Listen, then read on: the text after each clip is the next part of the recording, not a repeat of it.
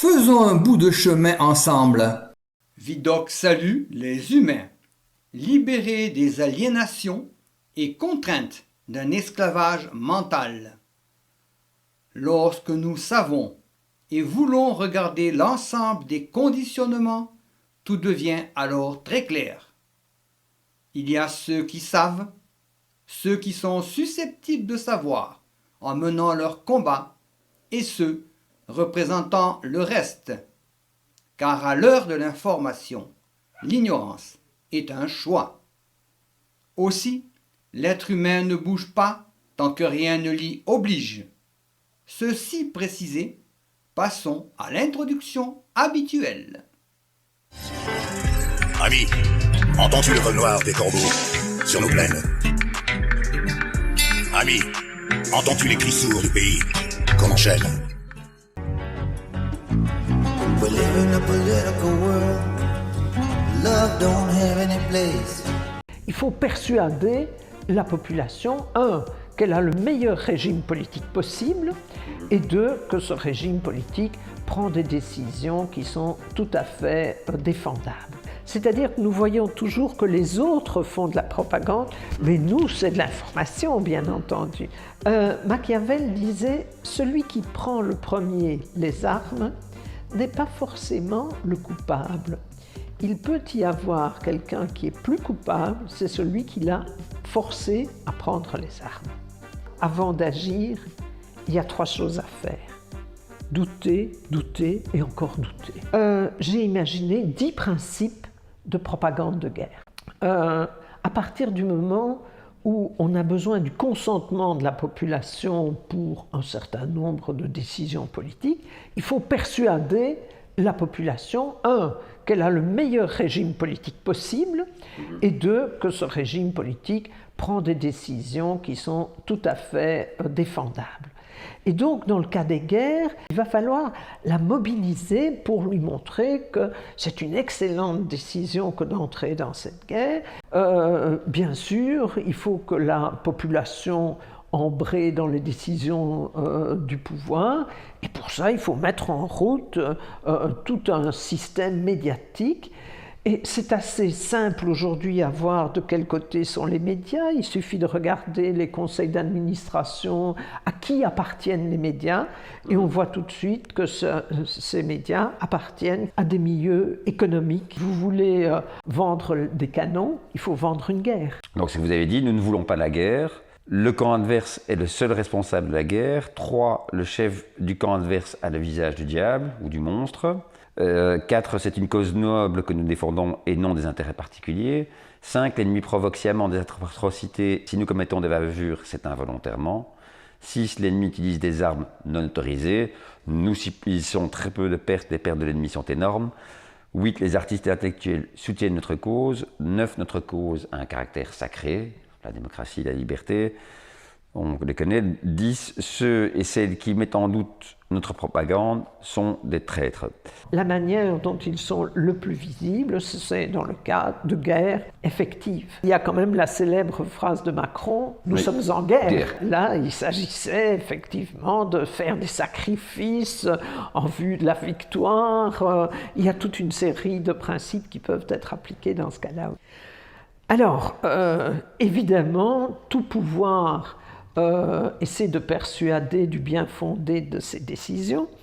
Ce qui est curieux, c'est qu'on voit toujours la paille dans l'œil du voisin et pas la poutre dans le nôtre. C'est-à-dire que nous voyons toujours que les autres font de la propagande, mais nous, c'est de l'information, bien entendu. L'Union européenne fait de la propagande. Elle a un musée qui est propagande du début à la fin. Mais ça ne s'appelle pas propagande européenne, ça s'appelle information, communication. Mais c'est tout à fait la même chose, évidemment. Donc nous ne faisons pas de propagande, c'est les autres qui font de la propagande. Lorsque Barack Obama reçoit le prix Nobel, son discours elle-même, il dit « Nous sommes pacifiques, mais nous allons intensifier les frappes contre nos ennemis ». Donc c'est un discours assez trouble, de même que Colin Powell et ses collaborateurs, oui, on savait que c'était des mensonges, mais c'était pour la bonne cause. Mais n'empêche que c'était des mensonges. Quand il agite une fiole en disant « voilà la preuve que l'Irak a des armes de destruction massive », il sait bien que ce n'est pas un liquide funeste qu'il agite là. Et lui, il dit « voilà, oui, j'ai menti, mais c'était pour la bonne cause ». Des deux côtés, mais nous avons très peu accès à la propagande de guerre russe. Parce que la censure dans nos pays nous interdit aujourd'hui de voir Russia Today, qui avait des émissions en français, dont certaines assez prestigieuses, comme Interdit d'interdire, etc. On a fermé Sputnik aussi, et donc nous n'avons pas accès à cette propagande. Par contre, de notre côté, évidemment, la propagande se répand tous les jours dans tous les médias, que ce soit la presse écrite, que ce soit la radio, la télévision. Ces médias sont dominés, évidemment, par les mêmes qui ont intérêt à voir la guerre prospérer. Donc, il y a une propagande énorme pour l'instant, et elle répond à tous les principes de la propagande de guerre. J'ai fait le petit exercice, et oui, nous sommes des pacifiques, c'est eux qui ont commencé, lui c'est un monstre, etc. On a absolument tout. Machiavel disait « Celui qui prend le premier les armes n'est pas forcément le coupable.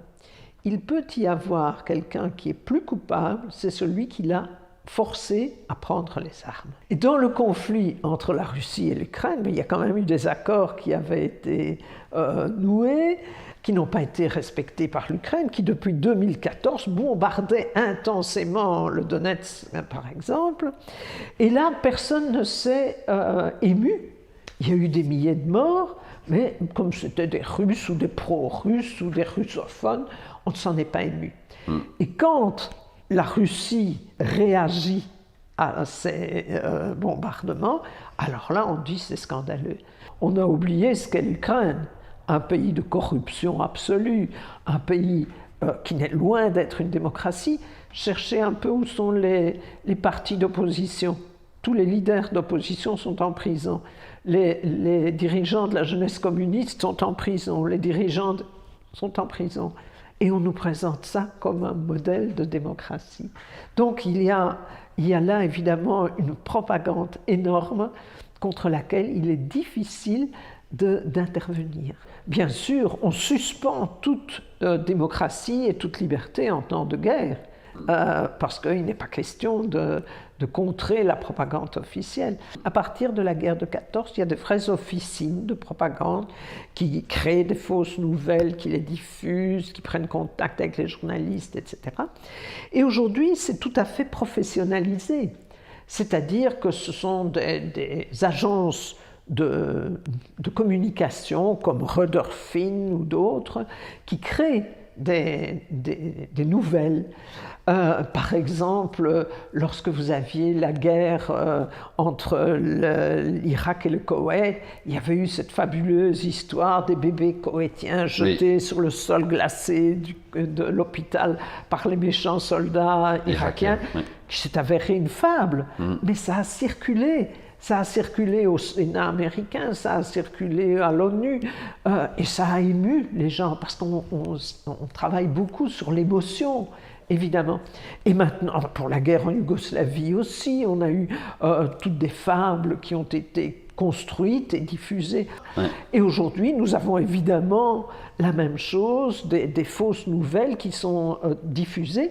Oui. Helen Norton était la firme qui a été payée pour créer cette campagne, et eux, ils n'ont pas d'état d'âme. Si vous leur demandez de faire de la publicité pour Pepsi Cola, ils vont la faire, et si on leur demande de faire de la publicité pour le Koweït, ils la font aussi, aujourd'hui pour l'Ukraine, et hier pour le Kosovo. Alors, en principe, en histoire, ce qu'on fait, c'est croiser les informations.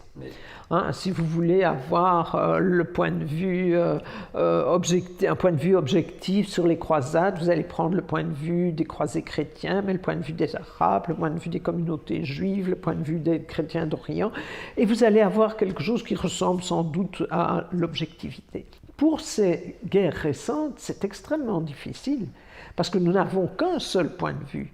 Nous n'avons pas le point de vue de l'autre. Je n'avais pas le point de vue irakien pendant la guerre d'Irak.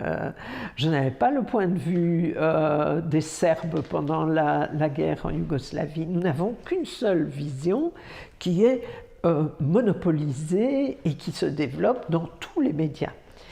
Et donc, au moment même du conflit, on peut seulement se poser des questions. Avant d'agir, il y a 3 choses à faire. Douter, douter et encore douter. C'est la seule chose qu'on puisse faire.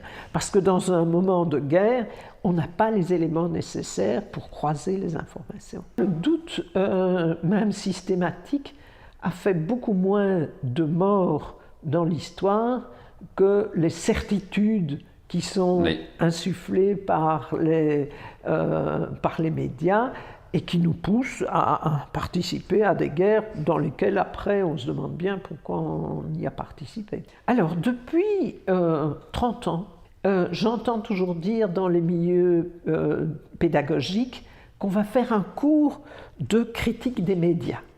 Ça ne s'est jamais fait. Et c'est évident que ça ne se fait pas, puisque ce serait couper la branche sur laquelle on est assis. Et puis, il faut dire qu'il n'y a plus de possibilité de croiser les informations. Aujourd'hui, qu'est-ce qu'on a comme diversité de médias? Dans les médias papier, rien. Rien, absolument rien. Il y a 2 groupes de presse qui sont 2 groupes qui sont liés à des milieux d'affaires, à des milieux financiers, et qui évidemment ont acheté ces journaux pour diffuser leur point de vue et pas pour diffuser autre chose. Et donc on n'a pas cette possibilité de croiser les informations qu'on avait à une époque où il y avait plus de pluralisme. En effet, je pense qu'on va vers un monopole quasiment de l'information. Alors on pourrait se dire que des solutions alternatives pourraient contrebalancer l'information générale. Ce n'est pas faux, mais c'est un peu un pâté avec un demi-cheval et une demi-alouette. C'est-à-dire qu'il y a des médias alternatifs, même en papier. Vous pouvez lire Le Monde diplomatique, oui. Mais il y a combien de gens qui lisent Le Monde diplomatique et combien de gens qui lisent La Dernière Heure? Le compte est vite fait. Et donc, il y a des milieux qui soutiennent de la presse qui leur est favorable, et ceux-là sont évidemment tout-puissants. Donc, je pense que c'est assez compliqué aujourd'hui d'avoir une voix dissidente, c'est-à-dire que bien souvent, on essaie de faire taire cette presse alternative, soit en l'étouffant financièrement, soit même en faisant pression sur ces journalistes ou en interdisant à ceux qui voudraient s'exprimer de manière alternative dans un média, en leur interdisant de parler. Et je me suis dit donc qu'il y a un créneau là qui est existant, de même que Russia Today, lorsqu'on l'a fermé, on a dit oui, mais il n'y avait personne qui regardait ça. Pas vrai. Il y avait des étudiants qui me disaient « Ah, je vous ai vu sur RT ». Donc il y avait des gens qui le regardaient. D'ailleurs, on ne l'aurait pas fermé s'il n'y avait personne qui le regardait. Il y a des pressions qui se font. Parfois, un article, une interview pour une télévision officielle passe curieusement à la poubelle. C'est-à-dire que c'est le dernier principe de la propagande de guerre. Si on n'a pas embrayé dans la propagande de guerre, on est considéré comme un traître, un agent de l'ennemi. Prendre un enfant par la main. Avec un certain étonnement, on peut voir qu'effectivement, le grain a germé. Machiavel disait « Celui qui prend le premier les armes n'est pas forcément le coupable. Il peut y avoir quelqu'un qui est plus coupable, c'est celui qui l'a forcé à prendre les armes. » Et malgré les nuages, recherchez toujours la lumière qui ne peut jamais s'éteindre. Si nous ne sommes pas capables de poser des questions sceptiques, d'interroger ceux qui nous disent que quelque chose est vrai, d'être sceptiques à l'égard de ceux qui détiennent l'autorité, alors nous sommes à la merci du prochain charlatan politique qui se présente. Ce mélange combustible d'ignorance et de pouvoir, tôt ou tard, va nous exploser à la figure. Merci de rappeler que l'info n'est pas sur les réseaux sociaux. Pour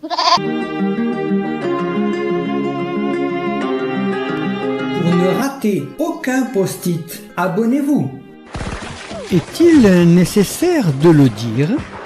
Mais surtout, il ne faut pas en rester là. Ne baissons pas les bras et réagissons. C'est nous qui brisons les barreaux des prisons pour nos frères.